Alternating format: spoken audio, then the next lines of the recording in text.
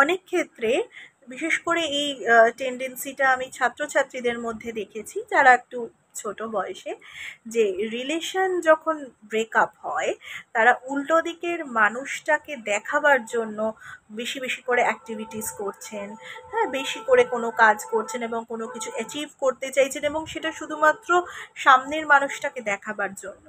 তাদের উদ্দেশ্যে বলছি, এটা করো না, তোমরা এটা করো না।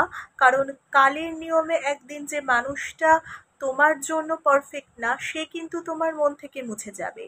কিন্তু আজ যদি তুমি কেবলমাত্র তাকে দেখানোর জন্য, শুধুমাত্র প্রতিশোধ নেওয়ার জন্য কোনো একটা অ্যাক্টিভিটি করো, ভবিষ্যতে গিয়ে তুমি কিন্তু বুঝবে যে তুমি তোমার সময়টা নষ্ট করেছো।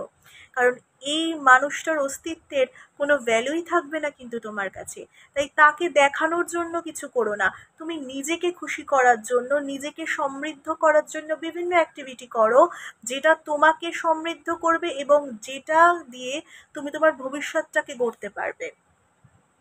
এই কথাটা কিন্তু মাথায় রেখো।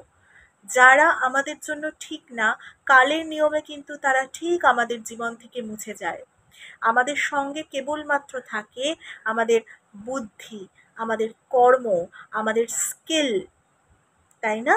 এবং এই সমস্ত কিছুকে পরিচালনা করার জন্য আমাদের দরকার সুস্থ শরীরের, সুস্থ মনের এবং আত্মার।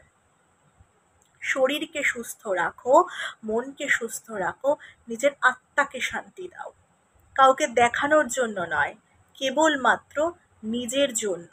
যদি তুমি নিজেকে ভালোবাসতে পারো, নিজেকে যদি শান্তি দিতে পারো, তাহলে তুমি কিন্তু সবাইকে ভালোবাসতে পারবে, সবাইকে শান্তি দিতে পারবে। মাথায় রেখো, কাউকে দেখানোর জন্য কখনো কিছু করো না, নিজের জন্য করো। ভালো থেকো, সুস্থ থেকো।